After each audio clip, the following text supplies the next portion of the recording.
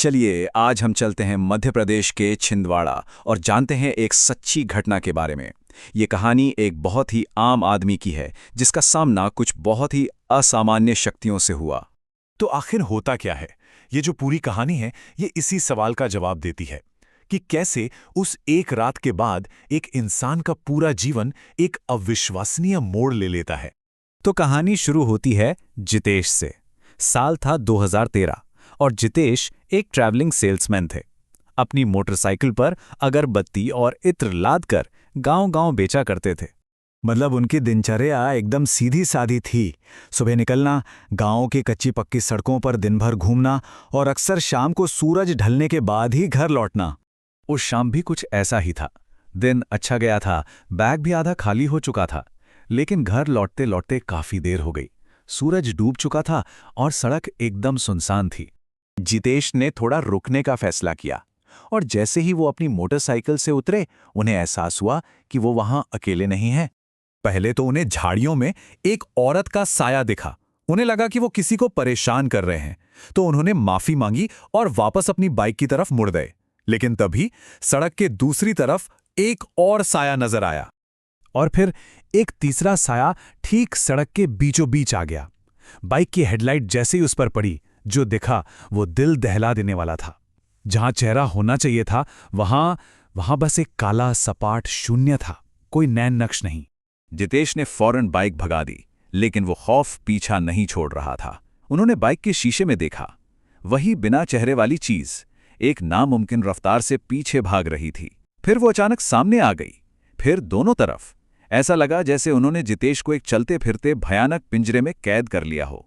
घबराहट में जितेश के मुंह से बस हनुमान चालीसा निकलने लगी और वो साए गायब हो गए। बुरी तरह डरे हुए वो घर की तरफ भागे। उन्हें लगा चलो बुरा वक्त टल गया, लेकिन असल कहानी तो अब घर पर शुरू होनी थी। सड़क का वो वाकया तो बस एक झलक थी। असली और कहीं ज्यादा भयानक असर उनके अपने घर की दीवारों के अंदर शुरू हुआ। उसी रात से अजीब चीजें होने लगीं। खाने की मेज पे रखी सेवैयां उन्हें कीड़ों का कटोरा नजर आने लगीं। और ये तो बस उन परेशान करने वाले बदलावों की एक छोटी सी शुरुआत थी। सोचिए, जो इंसान कभी एक सफल सेल्समैन था, रोज 8-10 गांव घूमता था, अब उसकी हालत ये हो गई थी कि वो कुछ बेच ही नहीं पा रहा था। दिन ब दिन वो बस अपना भरा हुआ बैग लेकर घर लौट आते। उनकी पत्नी तो परेशान थी ही, लेकिन उनके एक दोस्त ने, जो खुद एक सेल्समैन था, उसने कुछ ऐसा देखा जिससे उसे शक हो गया कि यह मामला सिर्फ डर का नहीं है। दोस्त ने देखा कि जितेश तो जैसे किसी और ही दुनिया में है। बाइक चलाते चलाते लगभग एक्सीडेंट कर बैठे, खाने में सांप दिखने की बात करने लगे। वो समझ गया कि यह मामला डर से कहीं ज्यादा बड़ा है। उसने फौरन जोर दिया कि उन्हें खास मंदिर चलना ही होगा। और वो दोस्त उन्हें लेकर गया जम्स वाली हनुमान मंदिर। अब इस मंदिर की एक मान्यता है कि अगर किसी पर कोई बुरी आत्मा या साया हो तो मंदिर में कदम रखते ही वो इंसान उससे मुक्त हो जाता है। और पता है क्या हुआ? जैसे ही जितेश ने मंदिर में कदम रखा, वो बुरी तरह कांपने लगे। ऐसा लगा जैसे उनके पैरों में जान ही नहीं बची है। वो खड़े भी नहीं हो पा रहे थे। दोस्त का शक यकीन में बदल चुका था। मूर्ति के आगे सिर झुकाते ही जितेश वहीं बेहोश होकर गिर पड़े। जब आंख खुली तो वो पसीने में भीगे हुए थे, पर मन एकदम शांत था। ऐसा लगा जैसे कोई भारी बोझ उनके ऊपर से उतर गया हो। वो पकड़ टूट चुकी थी।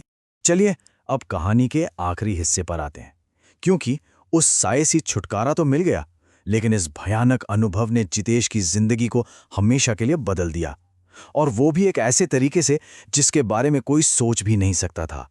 अब जब दिमाग साफ हुआ तो पूरी घटना उन्हें याद आ गई। वो न सिर्फ अपने काम पर लौटे, बल्कि पहले से ज्यादा धार्मिक और मेहनती हो गए। और जानते हैं इसका असर क्या हुआ? उनका काम पहले से भी ज्यादा चमक उठा, खूब तरक्की हुई। और यही इस पूरी कहानी का सबक है। जैसा कि जितेश खुद मानते हैं, कभी कभी जिंदगी में मुश्किलें हमें तोड़ने के लिए नहीं, बल्कि हमें कुछ बेहतर बनाने के लिए आती हैं। वो भयानक सामना असल में एक ऐसा मोड़ था जिसने उन्हें जिंदगी के एक बेहतर रास्ते पर लाके खड़ा कर दिया।